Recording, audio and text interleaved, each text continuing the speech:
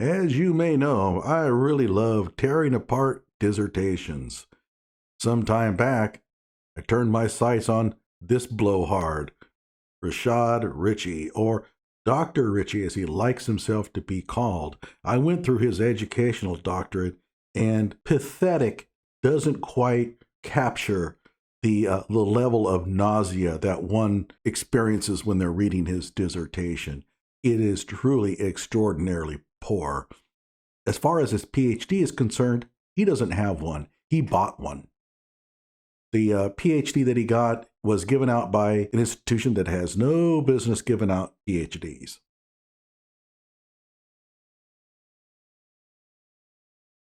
But if you want to listen to what I did to his dissertation, I'll put a link in the description below. But we're talking about Jill Biden here. And the question obviously that comes up is her dissertation really high quality, poor quality, or what? And also, should we really call her doctor? Well, let's first of all talk about the educational doctorate. This is not a PhD, it's an EDD, and EDDs are notoriously less rigorous than PhDs. So if you're going to analyze her dissertation, you have to put it in the proper context. Yes, it's pretty bad, but in comparison to a lot of educational doctorates, it's still not very good, but it's at least more favorable when you look at it that way. I don't want to get personal about this. This is about her doctorate. It's not about her. She is the first lady of the country. She deserves to be treated with some respect there. And I don't want to turn this thing into a personal insult fest, if you will. So with all that said, let's tear into it. Hello out there. I am trying to get through. With his powerful brainwaves cradled in the warmth of reasoning, it's time for Johnny Walker Dread to straighten you out on a thing or two. Emanating all the way from exciting Las Vegas, Oklahoma, it's the Johnny Walker Dread Show. Okay, the title, Student Retention at the Community College, Meeting Students' Needs by Jill Jacobs Biden. Okay, let's go ahead and take a look. And again, I'm going to do everything here with the understanding that we're going to learn how to write a technical paper, more specifically, what not to do. And she makes a lot of mistakes. As a note, this was actually presented in 2006. Now, the table of contents is rather interesting in one respect. You'll notice that in Chapter 6, it's titled Paper 2, Methodology. Why she has Paper 1, Paper 2, Paper 3 there, I don't know, but whatever. That's of no concern. And then it jumps to recommendations. And you may be wondering, well, wait a minute, where's the discussion section? Where's the conclusion? Where is that section where she tells the research community at large what was gleaned from this research to advance the knowledge base?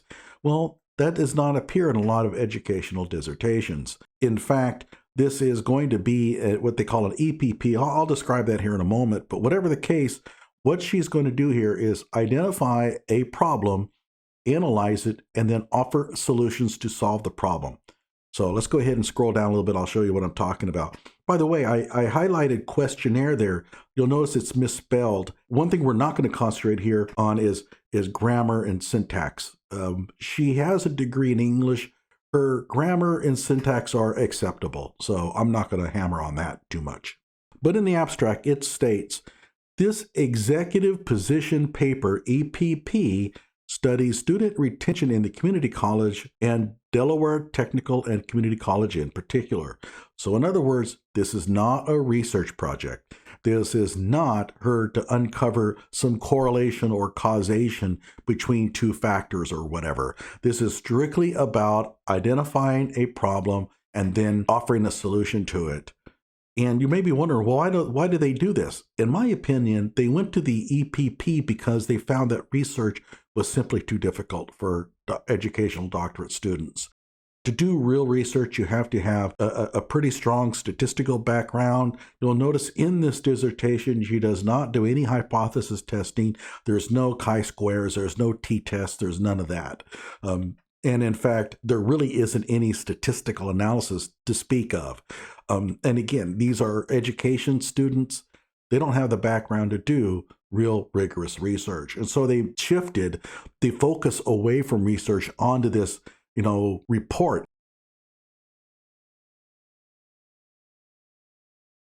To me, not rigorous enough to be considered a doctorate. But that's just me. Again, I come from the hard sciences and engineering. I have a pretty high bar for what constitutes rigor. Let's take a peek at her methodology that will sort of help us understand where she's going with this. She says 2 surveys were administered to pre-tech writing and pre-tech reading classes. So we have some classes, these students are enrolled in this class, and we are going to survey them. In my opinion, whoever is the instructor of record for those classes needs to be named. They're not. I have a feeling it's her own classes. And this is so typical of social science research, especially in education, where the students that are enrolled in your class become your guinea pigs for whatever research that you are doing at the time. They're a captive audience. They can't say no. And you're probably also assured that they're going to respond pretty affirmatively to whatever you're wanting from them because they've been listening to you all semester and they want good grades. Okay, we'll move on here. In addition, a 3rd survey on retention was given to all teaching faculty. I have issues with the word given. That's not appropriate. Administered to all teaching faculty, while a slightly different version was given to counselors. Full-time English faculty of pre-tech students participated in a group discussion on the problem of student retention for that particular group of students. So in other words, a bunch of these faculty members got together and she asked them some questions and they bantered back and forth. She probably recorded it on some device or something. Then 11 full-time English faculty participated in a discussion on the ongoing development of the Writing Center. Then 2 pre-tech students who dropped out of Delaware Tech gave their views on, again, I don't like the word gave here, gave their views on student retention in student interviews. 2 students. That's, for all practical purposes, worthless. So what she did here was she administered a survey to her classroom. So they each got a sheet of paper and they bubbled in the appropriate responses. She sent out a blast email survey of the faculty. I would be very interested in knowing what percentage responded to it, and also counselors. Then she got some English faculty together and they talked about solutions in 2 different sessions. One was centered on retention, the other one was on the Writing Center. And then she interviewed a couple of students. That is the entirety of her doctoral research, if you want to call it research. So how long would this have taken? Well, if she's teaching both the pre-tech writing and pre-tech reading classes at the same time, 1 semester. So yeah, this is not exactly rigorous. Again, this comes across more as like a class senior project or something, but whatever. Oh, I should mention, she interviewed a couple of people from some other community colleges, essentially called them on the phone.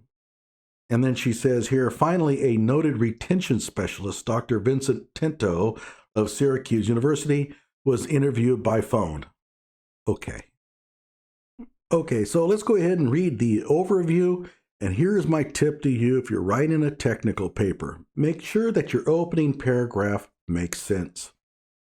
Let's read. The community college classroom is unlike any other classroom in America. Okay. Diversity, rather than homogeneity, is the norm.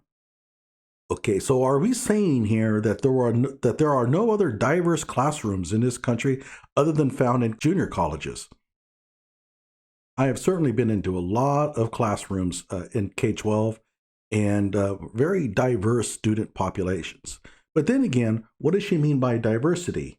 Well, let's read on. In an average size class of 20 students at Delaware Tech, for example, most of the seats will be filled with young students who have just graduated from high school. The majority of these will be female. All right. At least 5 seats will be filled with middle-aged men and women who have lost their jobs due to downsizing and/or outsourcing. Okay, where is she getting these claims? That was one of the questions I have is, like, where are you getting this information from? It goes on.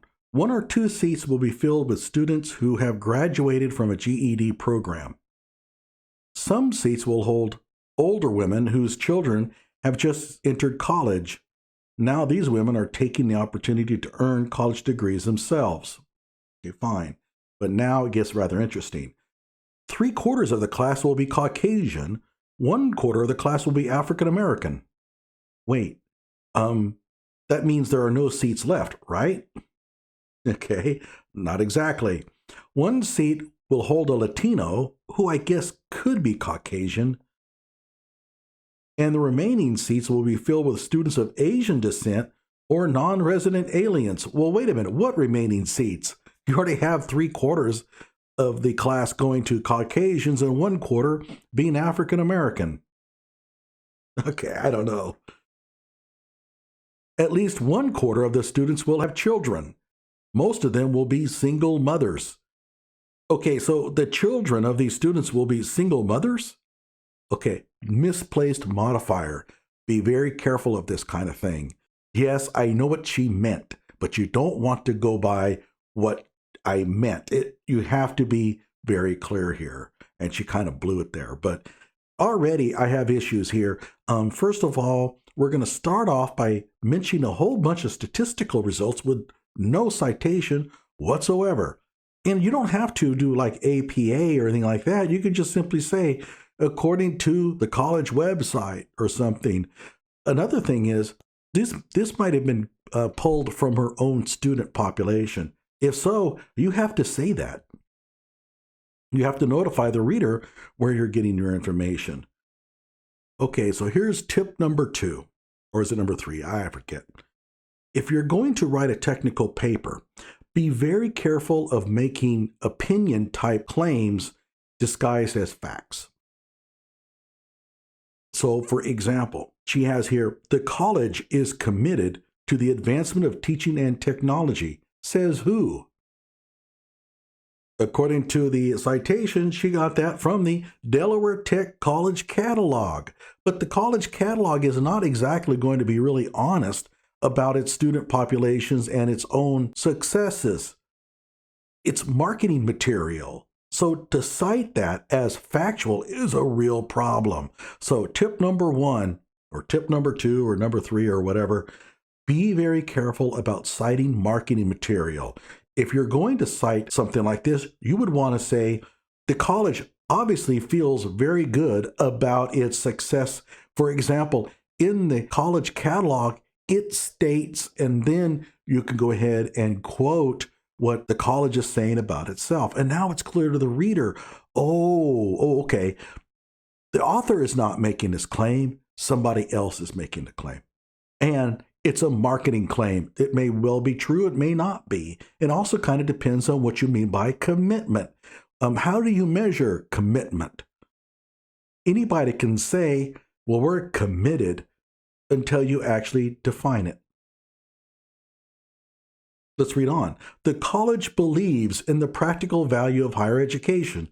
Says who? The college promotes diversity and multicultural and global awareness. The college respects and cares for students as individuals and maintains a friendly and open institution which welcomes all students and supports their aspirations for a better life. So my advice to you out there, keep in mind, if you're writing a technical paper, you need to be factual. This marketing bullshit is not a good thing to insert in a technical paper unless you're very clear to the reader that you're simply broadcasting the claims of someone else and that they are not to be taken necessarily for gospel. So I really reject this right up front. Okay, so I've gotten a little tired. The next time we get together, I'm going to talk about her inability to cite material correctly and quote material correctly.